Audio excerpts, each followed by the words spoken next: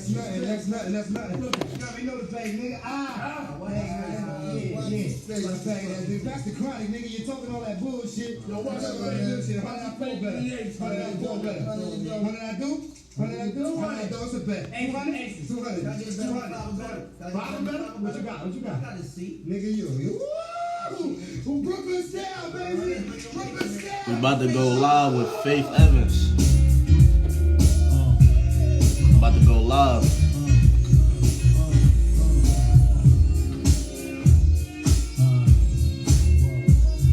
Just catch a vibe with me. We're gonna talk to Faith.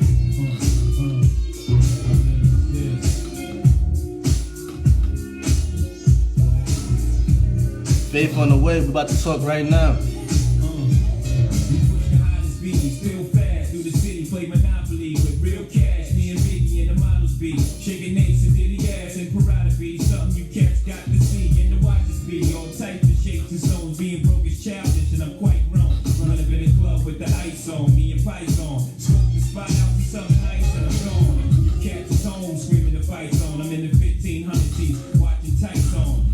Where we got people from today? We got New York in here. We got Jersey, Florida. Faith on the way.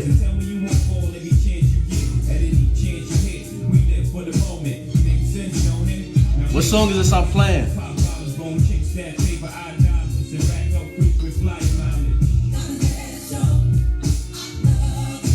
What album is from? Let me know in the comments what album is from.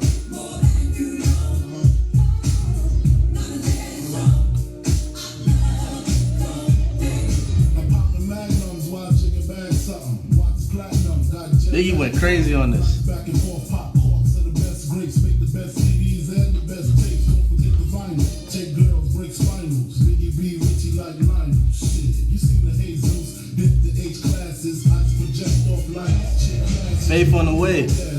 even got rocks and big mustaches, rock top fashions. Ain't shit changed except the number after the dot on the range. Way niggas look at me now, kinda strange. I hate y'all too, rather be in Caribbean sand to Rachel. It's unreal, out the blue, Frank White got sex appeal.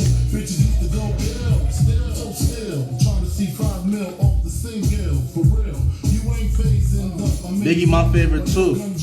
Mine is blazing. See you won't see me on talking sweetness, take it for weakness. Where everybody from? Shout out to the Bahamas.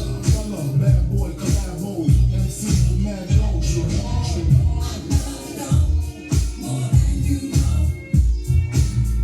What songs y'all want to hear while we wait on Faith?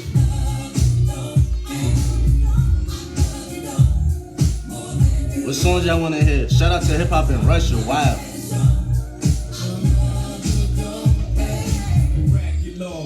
Shout out to Ryan. Niggas skip the ball cause we mad at doors. Snatch the P89s that we pack in the drawers and we clap the doors of your action roll.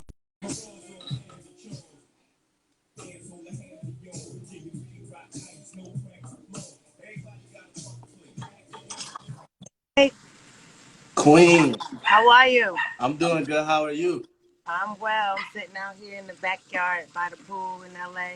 Yes. Yeah. It was raining early. I'm glad like the weather getting back to it. Yeah, it was raining yesterday. I had a little leak in my house, so that's why I had to postpone it because we had some faulty construction work on one side of my house. Okay. Well, I'm glad we got you here. For anybody who's new in here, please tell the people who you are. I am the incomparable Faith Evans, the First Lady. Yes. Representing Brick City all day, baby. Yes. And I was doing my research, and I mean, I knew the history and the legacy that you always have, but I didn't know that you was the first lady of Bad Boy. You was the first lady signed to Bad Boy Records. Well, that meant more so in a solo artist sense, because truth be told, Total was signed before me, the group Total. Oh. They were actually signed before me. But I was the first solo female artist that Puff signed. Wow, that's dope. And I always want to know, how did you and Big meet?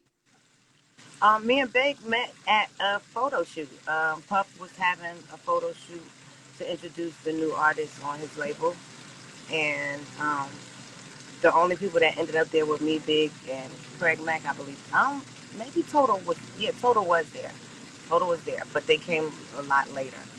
But initially, he started striking up conversation with me. I think he said he used to see me going in and out the studio, but he thought I was like a session singer or something. He didn't know I was like actually signed to the label until we met at that photo shoot. Wow. So for you, or if your first impression seeing him, what was your first thing when you saw him? Like when you first saw him? Um, well, he always had mad jokes. He had jokes and wisecracks. But the first thing he asked me about was I was looking through some photographs. And he asked me about my daughter. I think Tiana was like a few months old, so that was really kind of what probably gave us something really to talk about. You know what I mean? Um, and then he ended up asking me to give him a ride back to Brooklyn because just so happened Hurricane G from the Hit Squad, she was with me that day. I had just dropped my daughter off at Red's house because his sister was one of my best friends. And Hurricane G needed a ride back to Brooklyn. So I told her I'll take her after this photo shoot. And Big and them was probably like, how she know her? Like, and we don't even know who she is.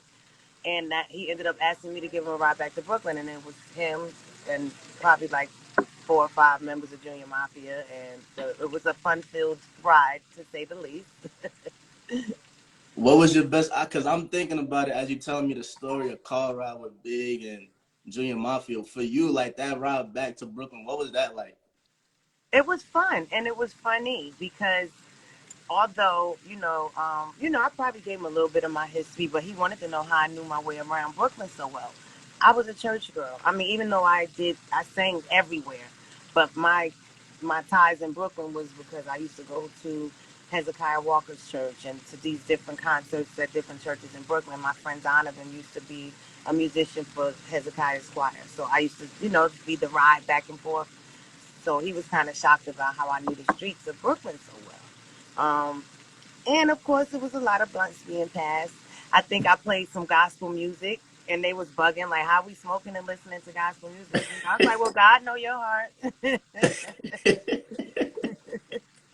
Did you ever live in Brooklyn at one point? Like, Yes, yes. We actually, when I finally got Big to move out of his mother's house, we, Miss Wallace helped us find a place right across from Fort Greene Projects on Carlton Avenue. It was a nice duplex. I mean, we didn't quite get a chance to set up shop there the way your newly married couple typically would because his career took off right away, and I'm working on my new album the whole time. So, but there's a lot of memories there. I mean, the fellas seem to have used it more than we did. The guy said after I separated from Big and left everything in the apartment, they used to bring all their honeys there, so it served a purpose for them. wow. And for you, like being in Jersey and then being in Brooklyn, was it like a difference for you? Was it anything you had to get used to? I know that you said you used to go out there to do to sing in church, but like just living in Brooklyn from Jersey, what was it for you? No, it wasn't different because, come on, I'm from Newark. I'm from, it's not. I'm not that I grew up in a bad area or a bad home, but I'm Newark is still Newark. I went to school in Stellar Wright Projects, and it was pretty much the only difference to me is that it's a lot more apartment living over there. But I had already Right. become one of the guys by that time. You know what I mean? I had already become one of the fellas. They had been to Jersey to my family's house, to the cookouts. You know what I mean? I'm the type that's going to pick somebody up and tell them to make all these different stops with me. Come to my cousin's house. So I got to go pick my daughter up from preschool and go to the studio and then do 5 other things. So, it wasn't different. It was cool for me. I was easily able to adjust. It was a minute before I moved my daughter over there though. Okay. And living in Brooklyn, what was your favorite big thing to eat? Like, is I want to take you back to a time where it's like, okay, like y'all just finished doing the studio, y'all in the house is like, what are y'all going to eat? Top 2 favorites. Number 1 would be Come Cow, and that's still to this day. And the Farmer in the Deli. I haven't been there in years, but I heard it's still there. Mm. The spot right there on Myrtle. But those were our favorite takeout spots. And then, of course, the breakfast spot. The breakfast spot on. Oh my God, I can't forget. I can't remember the name of it. We just filmed there too. But there's a spot that had they were open all night after the club. seasoned them know what I'm talking about. And for you, right, it's like you did music, y'all both had kids early. How did y'all balance that? But just between both of y'all while still having y'all a long time, how was it that y'all balanced those things? Well, all of it was new. I know. I mean, Tiana was around the same age as China, and we were still in our very early 20s when we met and got married. So, and not to mention the career things that took off shortly after that. So it was all hard. It was all spontaneous. You know, we. I'm sure if we had time or if we had thought things out, we would have made some different judgments. But I can't complain. It was a lot of fun. It was a lot of fun, and it's obviously was meant to be a part of my path. It's what God meant to happen in my life and His as well. What was the thing that made you fall in love with him? Like just him or and your favorite thing about him as well too. I didn't hear the second part. What made you fall in love with him, and what was the favorite thing about Big that you loved the most about him? Um, you know what? What made me fall in love with Big was his sincerity, his confidence, and his sense of humor, which we both had. I think like that you were talking about that ride back to Brooklyn. They crack jokes all day. But like I'm good with that too. I got a quick comeback. So I think I caught them off guard, you know what I mean? With my own sense of humor and the fact that I could beatbox. Like, they like trying to probably crack church girl jokes. But, I was very aware and, I'm into music, period. So there was still a lot of things in common that we had, but the jokes was something that certainly bonded us and certainly made me one of the guys early on. Um, he was very confident, very confident. But something I say to this day is crazy because having lived,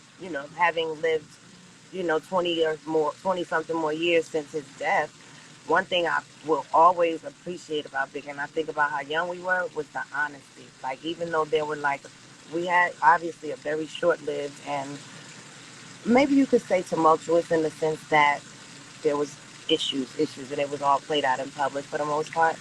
Um, but Big was honest. He was. Now, don't get me wrong. It's not like, oh, I knew everything he was doing, before I found out about it. But if I asked him about something, he wasn't the type to lie. And I, to this day, appreciate that. Like every relationship I've ever been in, I've been married twice since then. And that's something that I always hold as a standard, just the fact that he was like, 20 something. And it may sound crazy, but it's like, for example, did you F her? He'll be like, yeah, I did, but like it's he'll say it just like, yeah, I did, but and it'll be like maybe a big feeling and a knot in my throat, but what can you do? He just Right. told the truth. Like instead of taking you on an emotional wild goose hunt. I mean, I just can appreciate those things so much. I've always appreciated that, especially considering the fact that we were so young. I know I was doing my research and you said that Big could sing. Could he really? Huh? You said Big could sing, like he could hold a note. Oh, Could he I really thought you sing? said stink. I'm like, no, he didn't. He could sing. I heard he could sing. Like, could he I'm hold a sorry. note? Can you close the door? Um, I'm sorry. My husband's in the studio right over there while I'm talking to you. Big definitely could sing, but you could kind of hear that on even though he was kind of joke singing on Player Hater. But those are things I used to encourage him to do. Like, he could sing. Big was probably 112, the biggest fan of 112's first album. Like, he played that album, and from what I understand, mine as well, which I'm happy to hear. But he used to play that 112 album over and over. You could just hear him singing all the oh yeah, he definitely could sing. He had a nice voice, and he was aware of music and melody. He wrote all his hooks. Wow, hmm I didn't know that. Yeah, he wrote all his hooks and the hooks of the artists that he wrote for and worked with for the most part. So what used to be the vibe for Well, y'all? Like, except for One More Chance remix, I wrote that hook. that's dope. I didn't know that too. So all the I fans ain't in get here my got credit. this. It's all good. I'm not going Yeah, to sue my husband. It's all right. that's dope. I'll get it back on the other end. what was like the studio vibe for y'all? Like what was that chemistry in there whenever y'all was two was in the We studio? weren't. The thing is, me and Big were not often in the studio together. I remember a few, like when his album was mostly done. His first album was mostly done when we met. Because remember, he signed with Puff when Puff was still at Uptown. So a Okay. whole lot of that stuff was done. Like there was a few remixes, which is how I ended up on the One More Chance remix, and um, I think that might be it. That's the only thing I'm on his first album. But that's just because I caught the tail end of with that remix, you know. Other than that, his album was pretty much done. He came to a few of my sessions. Like I have a few songs on my first album that were certainly made after he stopped by the studio and we locked ourselves in the lounge and did a little thing, But outside of that, we weren't really in the studio together a whole lot. I went to a couple of Junior Mafia sessions, but I was always working on my stuff too. And I had a daughter who I was kind of shuffling between Jersey and studio and the city. So, it was constant movement.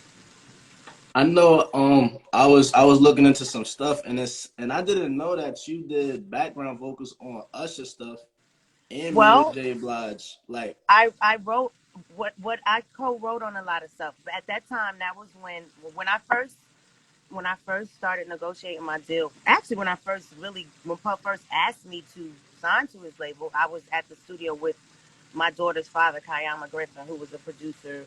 Him and Vincent Herbert had a production crew called Three Boys from North. And I was just their ride to the studio. I had my daughter in the lounge, and they were trying to submit some tracks for Usher's first album. They used to work with like Christopher Williams and Al B. Sure a lot. Puff needed someone to sing just a couple of lines on a song that he was working on. And they were like, oh, Mama, she could sing. And so I went in and asked him, could I rearrange it? And immediately that's when Puff asked me, did I want to sign the Bad Boy?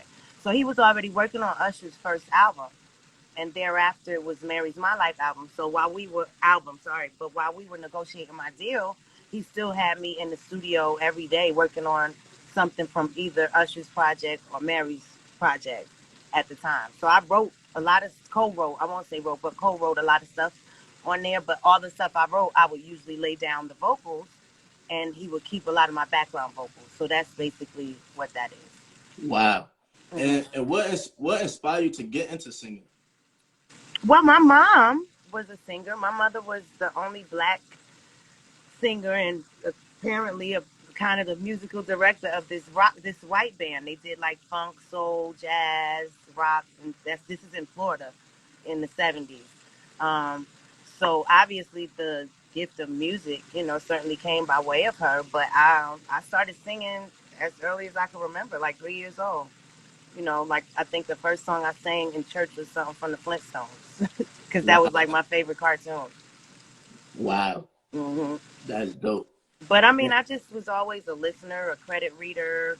I wanted to play every instrument.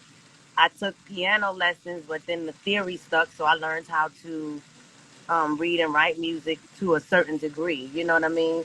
So I would like listen to the Clark sisters and write out their chords on the staff paper. Like have my mom buy me like the music books with the paper in it, so I could think I'm really writing,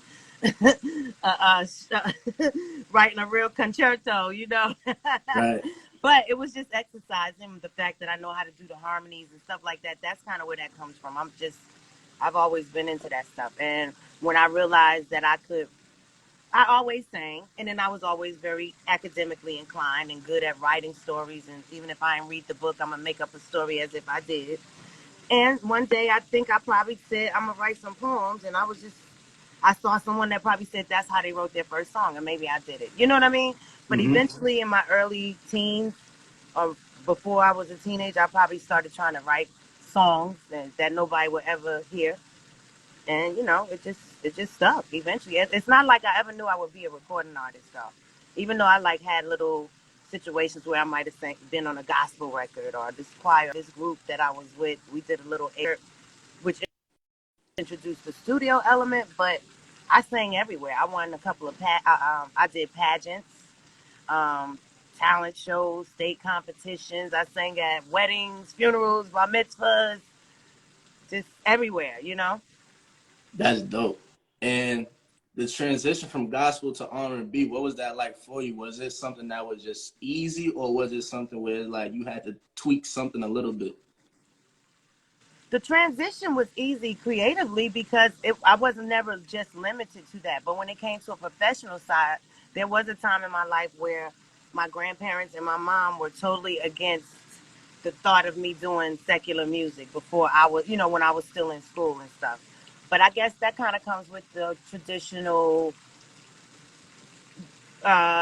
religious upbringing, I guess you could say. You know what I mean? But I'm like, what's the difference? I just sang such and such at the such and such club, and I'm 12 years old, and I won the contest. You know what I mean? So what's the difference? Right. But I always wanted to be around it, and that is actually the guy that I met when I was in this gospel group when I was a teenager. He had a home studio in the Bronx. I just so happened to end up getting a academic scholarship to Fordham University, and it was right around the corner from his house and his Wow. studio. So I would go from my classes straight to this. I know that's truly what helped me hone my craft as a vocal producer and a studio, being able to go in the studio and make a complete record. That comes from Tyrone Holmes. Shout out to you wherever you are. I don't know if you're even on Instagram, but this little short, skinny guy named Tyrone Holmes, bless his heart, from the Bronx. He had a studio. He taught me how to record myself and everything straight to it. Back then, it was straight to cassette, so I could do 8 tracks. So I would kind of probably do two tracks of one note, 2 tracks of another, and then split the, you know. But it was fun, and it was a huge part of what I didn't know would become my career. I didn't know that. I used to hear that you make a lot of money singing jingles. I would go to a hotel and see somebody in the lounge singing at the piano, like, hey, maybe that'll be what I'll do. I knew it would be something revolving around singing. Wow. And what Yeah. did you study? I feel like when I initially enrolled, I had I don't know if I was decided yet, but I think I thought I might be doing something in accounting, but it was like, I don't even want to, I'm still a free spirit, a creative, and although I'm smart and good at those things, I don't feel like keeping up with all of that data. And even though I'm good at doing that stuff in my real life, thank God. I guess it was the spirit of it. Right. Like I for years I did all my registrations. I keep up with all my publishing. If something ain't right, I'm like, hold up, that's not the right split. And after so many years, some things kind of get swept under the rug. But thankfully, I've always been on top of those things that are really important if you're a writer, an artist and a writer, but a writer, particularly. Wow. And like just having this conversation with you, like you said earlier in the conversation that you didn't want to limit yourself. So for you being with Big, did y'all have like I know y'all had aspirations, so I want to know like the aspirations outside of music that y'all was thinking about, like future endeavors that y'all wanted to do. Well, I can't say that we had a lot of time, Big and I, to talk about some really solid future plans in terms of, you know, CJ being born, that was even when we were separated. But at the same time, he always did say he wanted to buy his mother this huge house in Florida. Um, he eventually teased that having outside of Undies, but kind of building that whole empire. He did also speak on the group commission at a certain time. We weren't together then, obviously. Um, but he also used to kind of tease me and tell me I needed to open up a restaurant just because, that was our thing. Like whenever he did, once we separated, even when we were together, there were certain things he liked for me to cook. But, even my friends and fans say that to this day, but I don't think that's a business I would get into Why not? personally. It's a tough business. It's a tough business, like retail. I think restaurants is, mm-mm. I mean, I would want to be really on it and be there and be present. And, I have a son that's 13 on the autism spectrum who takes up most of my time and energy. So it would be probably kind of difficult to operate a restaurant like the way I would really want to. But, Mm. maybe I'll do a cookbook. Maybe I'll do a little live thing and cook a few of the dishes that, are What favorites. what was his favorite thing that you used to make that he loved? Um, it was my lasagna, and back then it was fried pork chops, which I don't even make. I haven't made them since I made them for him. That sounds good. I only eat pork bacon now, That's that but he sounds likes real to good. smother pork chops on Friday Real with good. the grits and gravy. Yeah. I That means the next time you have a barbecue, you gotta invite me over for that. I need to don't be come. cooking them. I don't even buy pork chops. Oh There was man. this little market under my building. I had an apartment when Trump first started building those high rises over by the West Side Highway. Hmm. I had got my apartment over there, and that's when I was pregnant with CJ, and he used to come by like twice a week. Oh, that's my thing. And I would cook certain things, the lasagna, the pork chops. Those are like the favorites. I Wow. got some new artillery now. And you mentioned CJ, like I'm real like a good friend of CJ, like that's my guy. What qualities that Big has that CJ has? Oh wow! The funny thing is that now that CJ's gotten older, those things are kind of more obvious. But even when he was younger, like there was a way Big used to like flick his first two toes together. And CJ was only a couple of months old when he passed. He didn't like get to see those things. And they both have like these sinus issues, and the way Big used to take this finger and do his nose, CJ does the same exact thing. And so all of us noticed it separately, like me, Steve, D Rob, Nino. They'd be like, yo, that's crazy how he do them same things. Like he didn't see him do that. Like the things that we know for a fact he did not see his dad do. That he does the exact same way. Wow. Not, I mean, CJ's definitely very, soft spoken like his dad as well. Right. I also saw that Big want to do like a Big and Tall clothing line. Yeah, well, Brooklyn Mint was initially the start of that idea. That was the whole idea for Brooklyn Mint.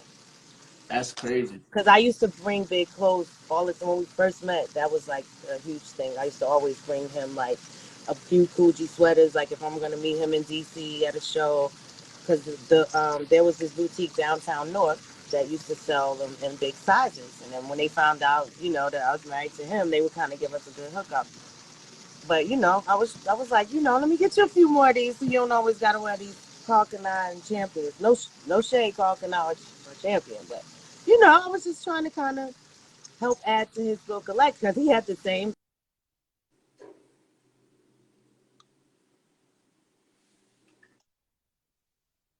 He did have an idea for that, but Brooklyn Mint, that would have been the start of that.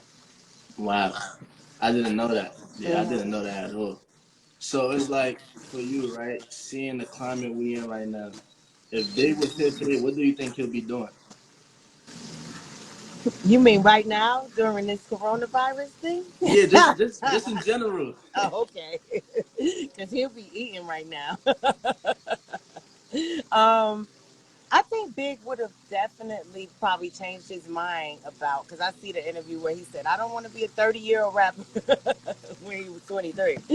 Um, he would have definitely made a couple more albums, that's for sure. But I'm sure he would have expanded into other things. We may have opened up a restaurant, whether we were together or not. I know I would have convinced him about some other business moves because that was something that we talked about, but I didn't. I never like meddled in his business. You know what I mean? His deal was his deal before we got together, and I had a whole different situation. But like I said, like I've always been on top of my publishing and my splits and my this things that it's important. And I used to tell him those type of things too. I don't think I I know for a fact he never got around to being able to sort through those things on his own. You know what I mean? So it's like to this day, there's things that we're still, straightening out as it pertains to that on Wow. his behalf. That's crazy. You keep like I'm like it's so dope for me to actually speak to somebody like you. You're a legend. And you knew everything about splits and just making sure your business was right. I wouldn't say everything about it, but the lucky thing is that when I used to write those songs that nobody is ever going to hear, when I thought I was, first, that was one thing I did know about. I found out about, okay, you need to join a performing rights organization. That's before any publishing deals or uh, admin deals were even thought about. I didn't have a career. So I eventually met this young lady that worked for BMI in addition to my first attorney, Stuart Levy, who kind of taught me the whole structure of the publishing thing and what it means and how to break it down. So I just was always aware of how to do those things myself.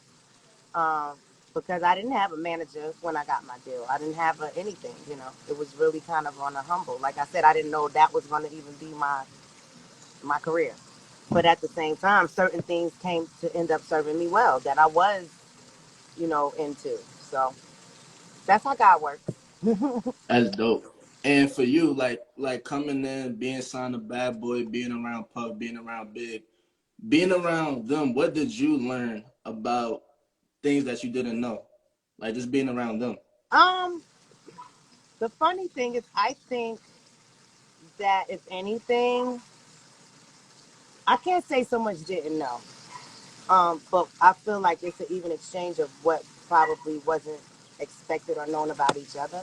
Like Puff is actually a producer, whereas he's gotten the sort of, I've heard people say otherwise throughout his career because he's not a programmer or, doesn't play the piano or the bass. But Puff, like myself, when you can bring together all the people that are necessary or the elements that are necessary to make this thing a complete record, then you are the producer. I've been produced by people before on records like by artists like Ray Charles, where the man came in and like, hi, I'm like, oh, are you the producer, the writer? I mean, are you the writer? Are you? Oh, I'm here to produce you. Like my job is just to make sure you sing this shit the right way. You know what I'm saying? Yeah. I've always done that for myself. So I think in exchange, when Puff met someone like me, which he's always given me credit for, um, I was definitely very self-contained in terms of you didn't have to. I just really want to be in the studio by myself with the engineer. You know what I mean? Unless I want to be in there when the person is creating the track because I have some ideas and some creative ideas. Because I mean, I am a musician. I am. Whether I am playing an instrument or not, I am a musician. My head, I can play every instrument. So, it's always kind of been that different respect in terms of, I'm not saying that that's not the case with any other artist, but I know for a fact when he met me, that's why he called me in to start working on the Usher project and the Mary project before I was even signed to Bad Boy, because I'm like, oh, I got an idea. He would call me specifically and say, I need you to put some harmonies here, put a vamp out in the end. And I'm listening back now, like some of our songs had 3 bridges. Like, damn, they so long. Why is the song so long? But he would just, like, it's a vibe, whatever, Puff. I love Puff. Did you and Big ever talk about doing an album together? I know y'all did the King and I, but like before he passed away. Um, you know what? We did not actually. I wouldn't say we talked about it. I'm sure, and I can't remember which songs, but there were songs that probably came out around that time, and we were like, "That's a dope idea to do something like that." Not an album. The first person I talked about doing an album with Big was his mom when Natalie Cole did the Unforgettable project, which Mm, is when he got the thought to do the King and I album. wow. And what was the process like for you doing the King and I album? Oh my God, it was so great. Um, because to be quite honest, and I know, I mean, who cares how it sounds? And I'm not like all deep, but I really like at the end of the sessions would feel like, oh my God, like some type of spirit of approval. You know what I mean from him?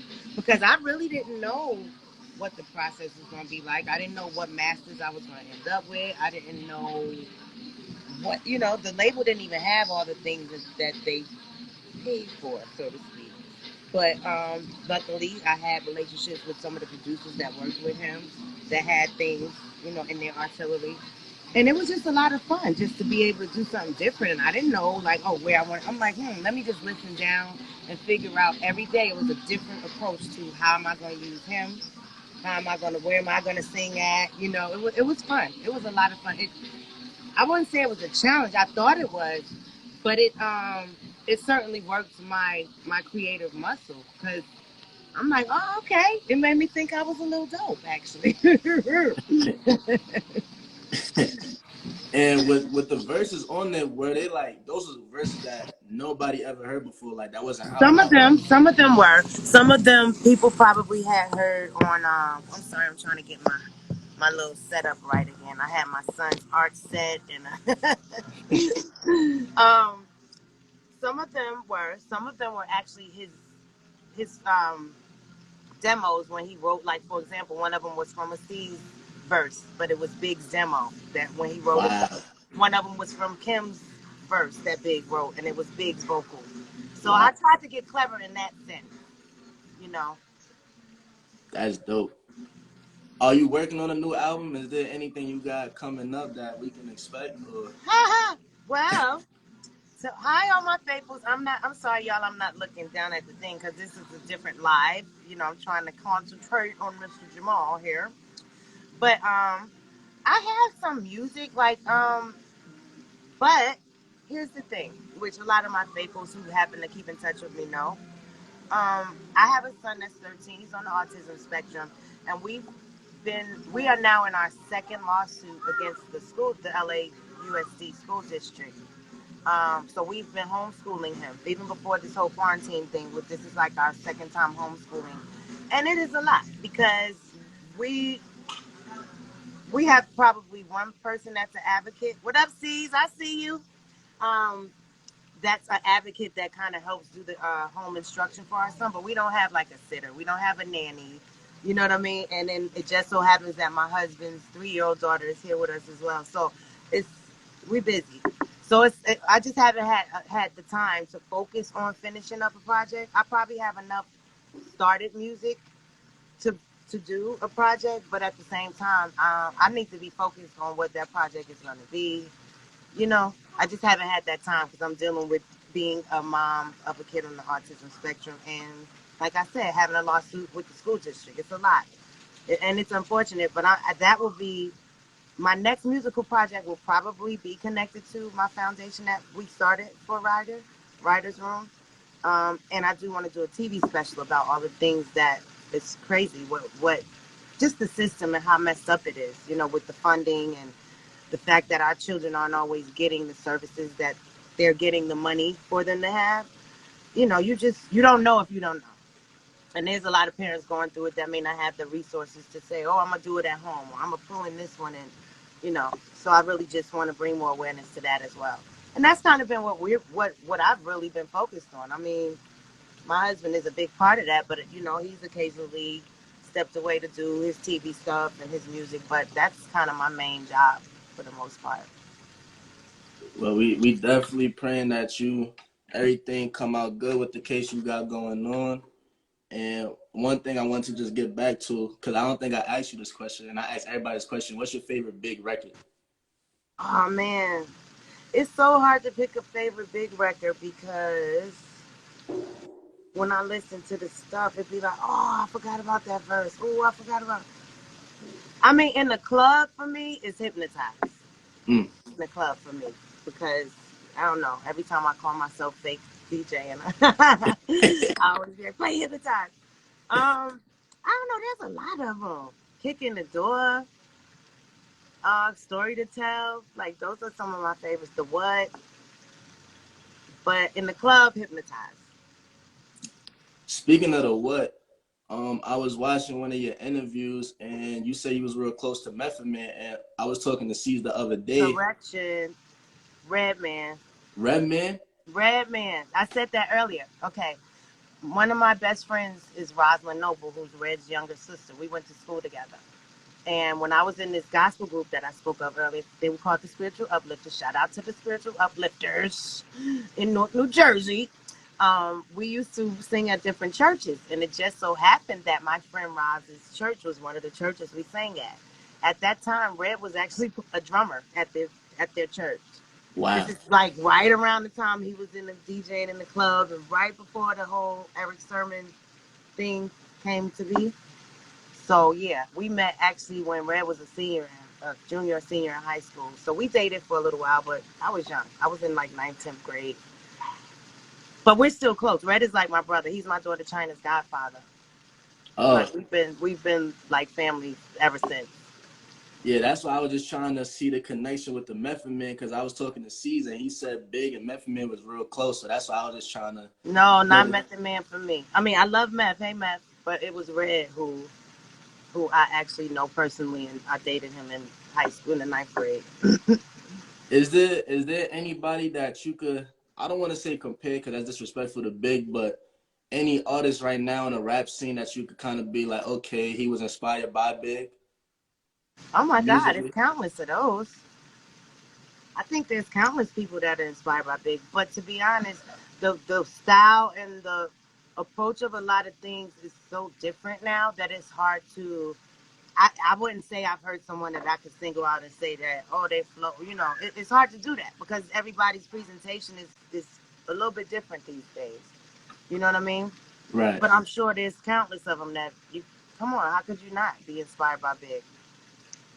Do you think the music game would be different if Big was alive?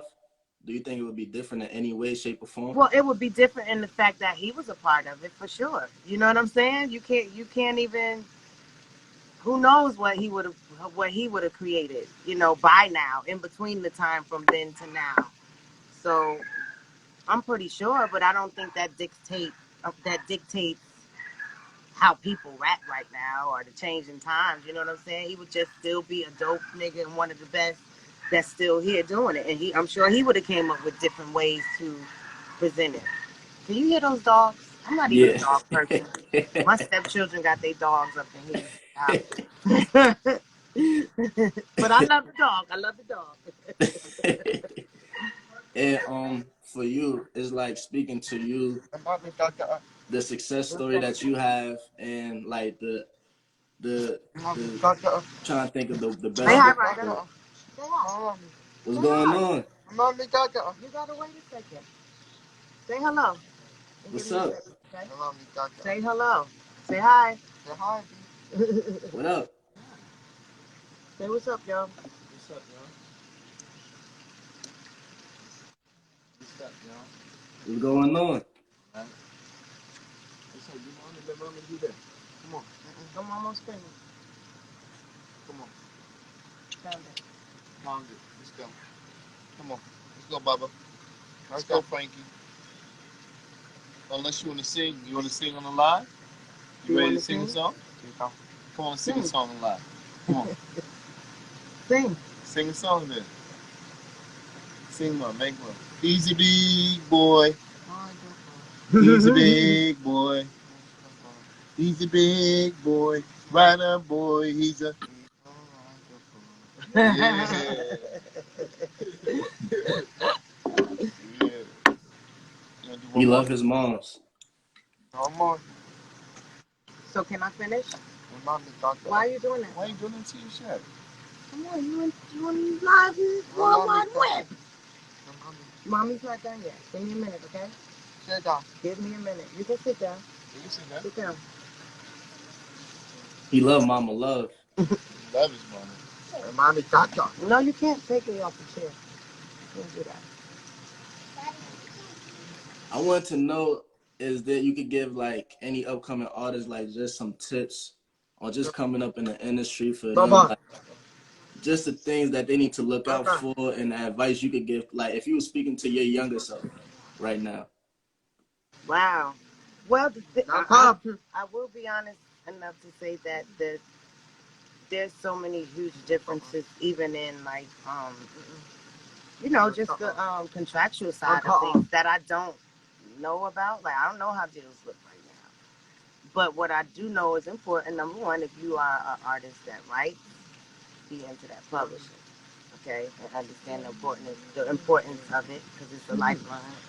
Um, Secondly, I mean, I've just always, just by chance, you got to really be into your craft and be good at it. These days, don't get me wrong, although there's a lot of artists that I respect and think are talented, I don't know, I can't say I know who this one listens to. You know what I mean? Not that you should, but I Right. don't know what the standard is or who this is my mentor or, you know, because it's a whole different ball game. It's a whole different reason sometimes for people even doing music, you know? Um, However, I just think if you stay humble, it's important. That's always been important to me.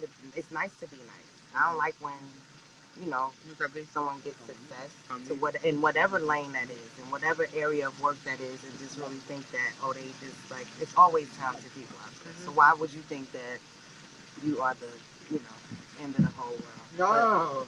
Mm. Thank you. I've always, I think that's carried me pretty far. It's nice to be nice That's and how I have look good at relationships because, then people always fuck with you. You might get a, you never know. We might need that hookup. it. Absolutely.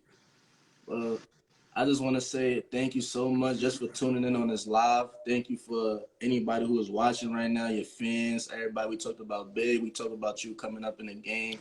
Thank you for taking this time out to do this while your Thank family you. is there. And I You appreciate just you talked so to much. CJ, right? The Huh? other day. You just Yeah, talked to no. CJ the other day. Malik did it. Mark son did Oh, that one. okay. That Yeah, wasn't you. Mark did Okay. that one. But I'm glad that we was able to get you up here. You're a legend. You're a queen in this. Thank you. And stay safe while this coronavirus is out here. And You see where we at? We in the yeah, backyard. lemon ginger tea. Oh, I just told somebody that about the ginger root tea. That's our number one thing. Definitely. Thank you so much. Thank you What's up, so much. Rob? I see you. Take care. Well, Have a good one. Be thank you. safe. You too. What's up, Bob? I see you, Kid Dunaway, Tezzy, Lark, Luch. Later, y'all. Hope y'all enjoyed that conversation. That was a dope conversation. Thank you to Faith again for taking her time out just to give us a conversation during this time. We're gonna keep continuing this conversation literally every day. So stay tuned. Make sure y'all following this page. Let me know how y'all think the conversation went during the comments, DM, everything. Stay tuned. Have a good one.